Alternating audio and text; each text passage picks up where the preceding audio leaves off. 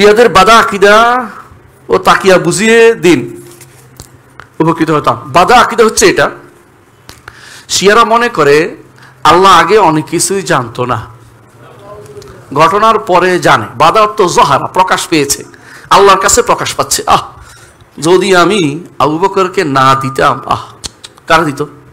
আলীরে দিত। বুঝছেন না কথাটা? তো বলতে থাকছে এটা যে আহলে সুন্নাত জামাত তাদেরকে ধরছে, কি রে বেটা, আবু বকর যদি কোনো আল্লাহ না দিত আল্লাহ হয়েছে নাকি? আল্লাহ দিছে তো আবু বকর হয়েছে। তো বলছে বাদা আল্লাহ, আল্লাহ তাআলার পরে প্রকাশ হয়েছে যে এইটা কেমনে করলাম, এটা নিছে ইহুদির থেকে। ইহুদিরা ওদের কাছে বাধা আছে, ওরা সবসময় বলে যে আল্লাহ কাঁদতেছে, কাঁদতে কাঁদতে হাত কামড়াইতে কামড়াইতে হাত শুনে গুনে করে ফেলেছে। এরা বলে কেন? কয় যে কেন ইহুদি ছাড়া অন্য জাতিদেরকে তাদের উপর প্রাধান্য দিচ্ছে, এই জন্য ইহুদিরা বলে আল্লাহ প্রতিদিন কাঁদে, চোখের পানি ফেলে, আয় হায় রে কেন দিলাম আফসোস করে না। এই বাধা অর্থ হলো এই আফসোসের জিন্দগি আল্লাহ তাআলার জন্য সাব্যস্ত করে। নাউযুবিল্লাহ। এগুলি কারা করে?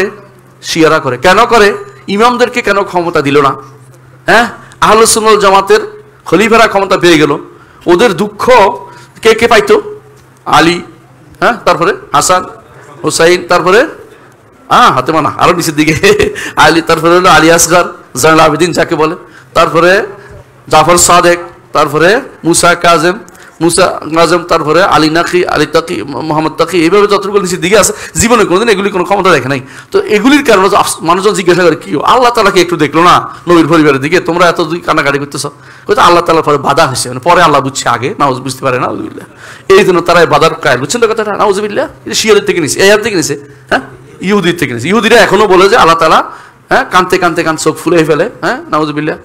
এটা বলছে, এই বিশ্বাসটা নিছে। আমি সব বলি না, আমি একটা বলছি, সবগুলো নেয় নাই, এগুলো নিছে।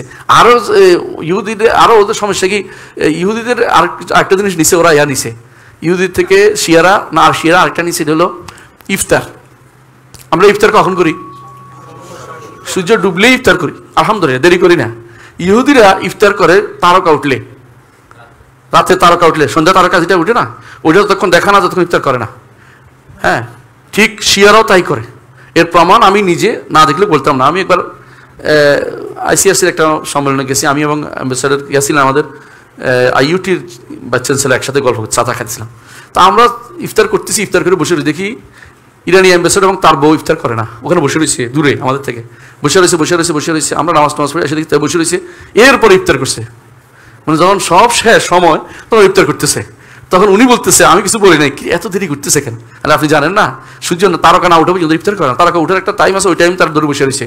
কারণ এই জন্য আমাদের দেশেও কিছু মানুষ আছে শিয়াদের প্রভাবিত, তারা বলে যে সুম্মা আতিমুস সিয়াম ইলাল লাইল, রাত পর্যন্ত দেরি করতে বলেছে, এই জন্য তারা সরাসরি ইফতার করে না। যারা এগুলি করেন শিয়াদের, এগুলি শিয়া কিন্তু মনে রাখবেন, এগুলো চিনে রাখবেন, এগুলো আপনাদের বিভ্রান্ত করতে পারে। রাসূলুল্লাহ সাল্লাল্লাহু আলাইহি ওয়াসাল্লাম বলেছেন, হাদিসে বলেছেন, যতক্ষণ পর্যন্ত সূর্য ডুবলে দিন চলে গেলে, রাতে এসে গেলেই তোমরা ইফতার করবে, সূর্য ডুবলে ইফতার করে রাসূল বলেছেন, সাহাবায়ে কেরামরা করেছেন, তাবেঈনরা এটা করেছেন, ইমামরা এটা করেছেন। এখন হঠাৎ করে কেউ যদি বলে নতুন তাফসীর নিয়ে আসে, রাত বলতে বুঝায় সূর্য তারকা ওঠা পর্যন্ত, তোমরা বুঝতে পারবে শিয়া কি, এটা শিয়া। তো শিয়াদের এই নীতি আমরা রাখবো, এটাও ইহুদি থেকে নিছে। এটা কার থেকে নিছে?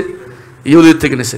ইহুদিদের থেকে আরো কিছু জিনিস নিছে, এটার উপর একটা বই আছে, একটা বিরাট বই আছে, আব্দুল্লাহ জুমাইলি ওরফে ইব্রাহিম আর রাহাইলি, আমার ওস্তাদ। তো উনি একটা বই লিখেছে যে ইহুদিদের সাথে এই শিয়াদের কত মিল আছে, এত বড় বই, বিশাল। দেখা গেছে বিশাল বিশ্বাসে ওদের মিল আছে, ইহুদিদের সাথে মিল আছে। কারণ আব্দুল্লাহ ইবনে সাবা, ওদের নেতা আব্দুল্লাহ ইবনে সাবা ছিল কি ইহুদি ছিল, এই জন্য সমস্ত ইহুদি জিনিস শিয়ারা তাদের ইয়ার ভিতরে ঢুকাইছে, আকীদার ভিতরে ঢুকাইছে।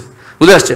ইহুদিরা যেমন মনে করে যে আবার একজন আসবে উদ্ধারকারী, শিয়ারাও তেমন মনে করে তাদের নেতা আবার আসবে, মরে গেছে এটা বলে আবার 1400 বছর পরে ওই ইয়া থেকে বেরিয়ে আসবে, কি, হ্যাঁ, পাহাড় থেকে বেরিয়ে আসবে, রাজবা পাহাড় থেকে বেরিয়ে আসবে।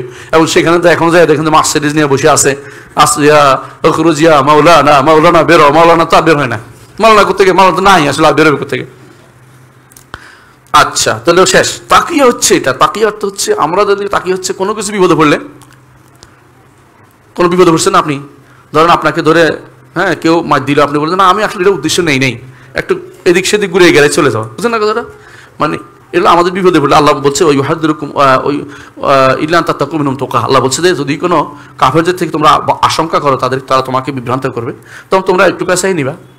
যেখানে ধরে কবে তুমি মুসলমান কিনা ওদের মারতে ধরে, তখন কিছু না বলে হ্যাঁ আমি তো মানুষ তো কোনো সন্দেহ নেই, ছেড়ে দিবে, তো চলে আসবেন, এরকম কথা বলতে রাজি। শরীয়তে বিপদে বলে এটা বলতে পার করছে। শিয়ারা এটা ব্যবহার করছে আহলে সুন্নাতের সাথে ধোঁকা দেওয়ার জন্য, মুনাফিকি। সেটা কিরকম? আপনার কাছে বলবে শিয়া সুন্নি কোনো পার্থক্য নাই, এই পার্থক্য তৈরি করছে ওয়াহাবিরা।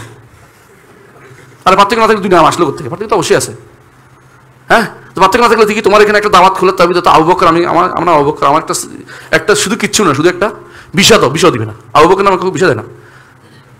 ইরানে, পুরো ইরানে আবু বকর, ওমর, ওসমান 3 নাম পাইবেন না। তলহা, জুবাইর পুরো পাইবেন না। পুরো ইরান খুঁজা মাইরে ফেলে দূরে পোলাবে, নাম রাখতে দিবে না, এরকম নাম রাখতেও দিবে না, বুঝলেন? নাম রাখতেও দিবে না। তো তুমি যদি এতই দরদি হও, তো ঠিক আছে, তোমার মসজিদটা আমি একদিন খুতবা দিতে দাও দেখি। হ্যাঁ, জীবনে কোনোদিন কাউ খুতবা দিতে দিবে না। মসজিদগুলো জিজ্ঞাসা করেছে আমাদের সুন্নি মসজিদ আছে কিনা, আমরা সুন্নি ওভাবে ভাগ করি না, সুন্নি হ্যাঁ শিয়া ভাগ করি না, আমরা সব একই। তো একই যদি হতে খুতবাটা আমাকে দাও, এটা করবে না, বুঝলেন না কথাটা?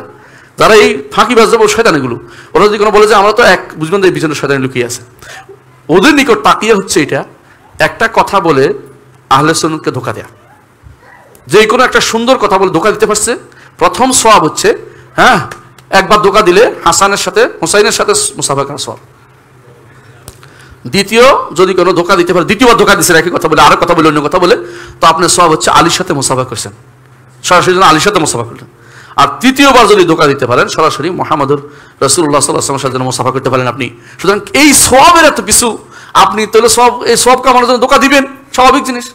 সুতরাং এই সওয়াবের জন্য ওরা আমাদেরকে ধোঁকা দেয়, আর আপনি ওদের কাছে হ্যাঁ নিজের ইমান বিক্রি করে বসে আছেন, আর বলছে ওরা সাহায্য করবে। সাহায্য করবে না, 50,000 লোক মেরে ফেলছে, সাহায্য আছে ওকে দেখি নেই। হ্যাঁ, যে বোমা মারছে বোমা পাখিও মরে নেই। হ্যাঁ, পাখিও মরে নেই। একটা মানুষের কি জানি সামান্য একটু ব্যথা হয়েছে, এটা ছাড়া কিছু হয় নাই। ওটা বোধ দেখানোর জন্য দোস্ত একটু পাইছি না ব্যথা, আর কিছুই না।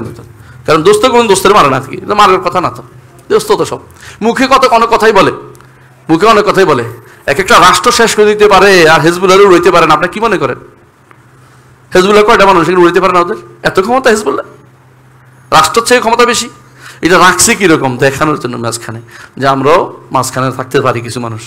সময় রাখবেন হেজবুল্লাহ কারা, এটার উপরে একটা বই আছে islamhouse.com-এ, নাম দিয়ে হেজবুল্লাহ কারা, এটা শুনবেন, পড়বেন এটা ভালো করে।